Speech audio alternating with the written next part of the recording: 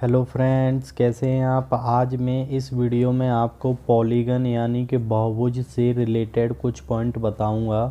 इसमें जैसे कि हमें इंटीरियर एंगल यानी उसके अंतः कोण का योग फाइंड करना हो तो वो कितना, उसकी वैल्यू कितनी होती है, ठीक है। उसके लिए कौन सा फॉर्मूला अप्लाई करते हैं जो कि हम उसकी होल वैल्यू को, इंटीरियर एंगल की होल वैल्यू को फाइंड कर लेते हैं। उसके बाद इसमें मैं एक्सटीरियर एंगल की वैल्यू बताऊंगा और एक प्रत्येक जो इंटीरियर एंगल होता है उसकी वैल्यू बताऊंगा, ठीक है ना।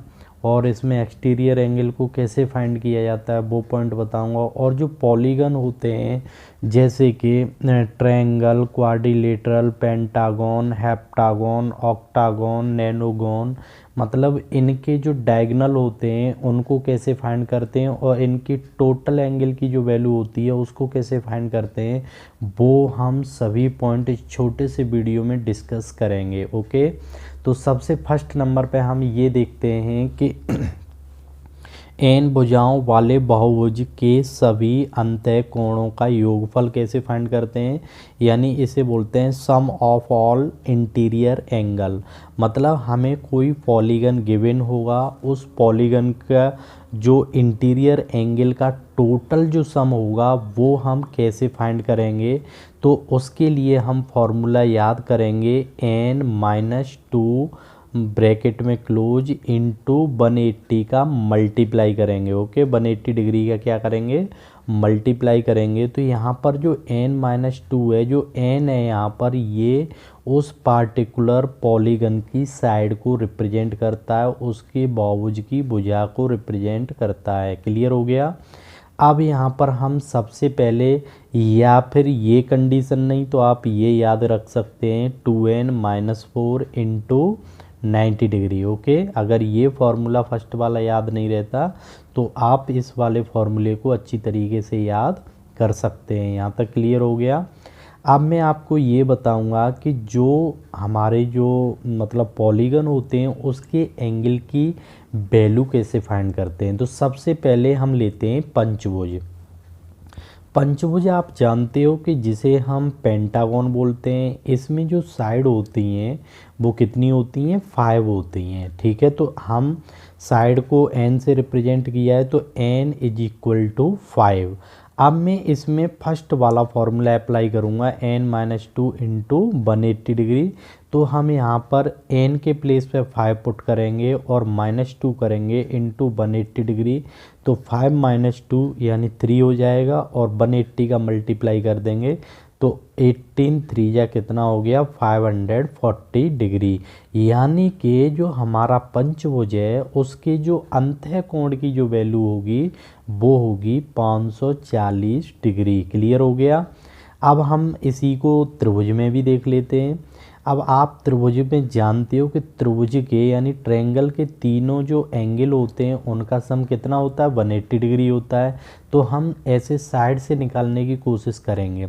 तो n इक्वल टू मैंने 3 ले लिया। ओके, तो हम इसी फॉर्मूले में पुट करेंगे n minus two into 180 degree. तो ये 3 माइनस टू इंटू 180 डिग्री, 3 में से -2 करेंगे यानी 1 हो गया और इंटू 180 डिग्री का जब हम 1 में मल्टीप्लाई करेंगे तो 180 डिग्री आ गया। तो ये हमारा कंसेप्ट क्लियर हो गया। यहाँ तक क्लियर हो गया। इस तरीके से हम हेक्सागोन की भी वैल्यू निकाल सकते हैं, ऑक्टागोन की भी वैल्यू निकाल सकते हैं। तो मैंने यहाँ पर केवल 2 ही एग्जाम्पल लिए हैं, आप और एग्जाम्पल सॉल्व कर सकते हो। ओके, अब मैं नेक्स्ट पॉइंट जो बताऊँगा इसमें हम देखेंगे कि जो हमारे मतलब जो पॉलीगन होते हैं, पॉलीगन में आप जानते हो कि अगर मान लो हमें, अभी तक हमने जो फर्स्ट कंडीशन में देखा कि उसके इंटीरियर मतलब अंतः कोण का मतलब सभी अंतः कोण हमने फाइंड किए, इसमें हम केवल एक अंतः कोण की माप निकालेंगे। जैसे कि हम यहाँ पर इसके लिए जो फॉर्मूला अप्लाई करेंगे तो जो n minus two into 180 degree यानी टोटल अंतः कोण का जो सम है वो हम यहाँ पर ले लेंगे, ठीक है। और n यानी नंबर ऑफ साइड जो हैं उससे अगर हम डिवाइड कर देंगे तो हमें उसकी एक इंटीरियर एंगल की वैल्यू मिल जाएगी। क्लियर हो गया। अब जैसे मान लो पंचभुज है, ठीक है, पेंटागन है, तो n=5 ले लिया हमने, ठीक है। अब इसमें वैल्यू पुट करेंगे इस इक्वेशन में n-2 इंटू 180/n। तो इस में वैल्यू पुट करने के बाद ये 5-2 हो जाएगा इंटू 180/5, ओके। तो 5 से 180 को कट करेंगे तो ये 5 बन जाए 5 और 180 ये हो जाएगा 36 टाइम कट जाएगा, क्लियर। अब 5-2 करेंगे तो 3 हो गया, ठीक है, 3 हो गया और 36 ये, तो इसका मल्टीप्लाई किया तो ये आ गया 108, यानी 108 डिग्री आ गया इसके एक अंतः कोण की माप, क्लियर हो गया। इस तरीके से हम किसी भी पॉलीगन या किसी भी मतलब क्वाड्रिलेटरल के किसी एक अंतः कोण की माप को निकाल सकते हैं। मैंने यहाँ पर केवल एक ही एग्जांपल लिया है, आप और क्वेश्चन इससे रिलेटेड सॉल्व कर सकते हैं। अब नेक्स्ट देखेंगे एन भुजाओं वाले बहुभुज के प्रत्येक बहिष्कोण, यानी कि अभी तक हमने देखा कि उसका मतलब टोटल सम इंटीरियर फाइंड कर लिया, फिर एक इंटीरियर एक एंगल की वैल्यू फाइंड करने का मेथड देख लिया। अब बात आती है कि जो मतलब बहुभुज होते हैं उसका जो बहिष्कोण होता है, यानी प्रत्येक बहिष्कोण की माप कितनी होती है। अगर टोटल बहिष्कोण की माप का अगर सम किया जाए तो इस बात को अच्छी तरीके से याद रखना 360 डिग्री होता है, इससे ज़्यादा कभी नहीं हो सकता, ठीक है।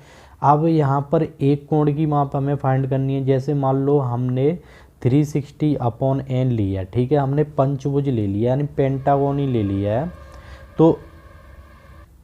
तो n=5 जो वैल्यू है वो हम क्या करेंगे, इसमें n से यानी पुट करेंगे 5 और तो 360/5 यानी 5 से कट करेंगे 360 को तो ये 72 टाइम्स कट हो जाएगा। तो यहाँ पर जो डिग्री निकल के आएगा यानी कि बहिष्कोण की जो माप निकल के आएगी तो वो आएगी 72 डिग्री, क्लियर हो गया अच्छी तरीके से। अब मैं नेक्स्ट पॉइंट बताता हूँ कि जो बहुभुज होते हैं यानी जो पॉलीगन होते हैं उनमें विकर्ण जो फाइंड करते हैं, जैसे कि हम जानते हैं, पहले तो विकर्ण क्या होता है इसको अच्छी तरीके से समझ लो। इसको इंग्लिश में हम बोलते हैं डायगोनल, ठीक है। तो देखो मैंने एक ये यहाँ पर एक ये शेप बनाई है जिससे आप देख सकते हो ये मैंने एक रेक्टेंगल बनाया है, ठीक है, ABCD, ठीक है।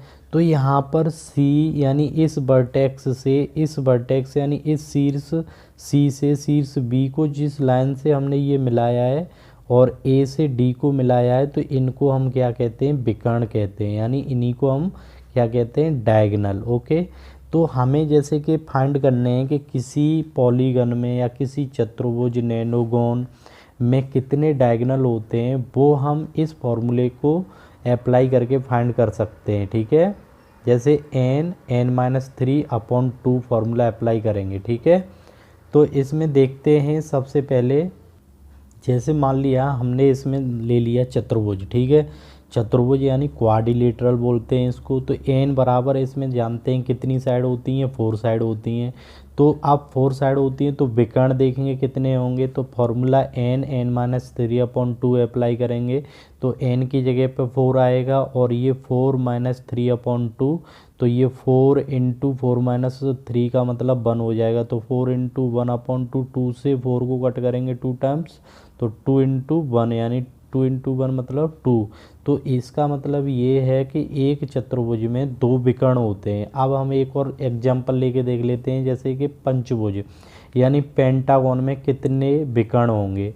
तो n=5 ले लिया हमने, ठीक है। अब ये 5 ब्रैकेट में 5-3/2 करेंगे, ठीक है। तो ये 5 × और ये 5-3 यानी 2 हो गया /2, तो 2 से 2 कट गया यानी 5 हो गया। तो इसका मतलब इसमें कितने होंगे, पंचभुज में यानी पेंटागन में 5 विकर्ण होंगे। अगर हम मान लो हेक्सागोन में देखें तो हेक्सागोन में कितने हो जाएंगे, ये हो जाएंगे 6। उसमें हेक्सागोन में कितनी, षट्भुज में कितनी साइड होती हैं, 6 होती हैं। तो 6 और 6-3 कितना हो जाएगा, 2 हो जाएगा। और 2 से इसको हम कटेंगे तो करेंगे 3 हो जाएगा ये, ठीक है। और 6-3 यानी 3 रह जाएगा तो 3 × 3 = 9। तो एक हेक्सागोन में कितने मतलब विकर्ण होंगे? 9 विकर्ण होंगे। क्लियर हो गया? तो इस प्रकार हमारा वीडियो यहीं समाप्त होता है। हमारा वीडियो आपको कैसा लगा? अच्छा लगा तो हमारे चैनल को सब्सक्राइब करें और लाइक करें। Thank you.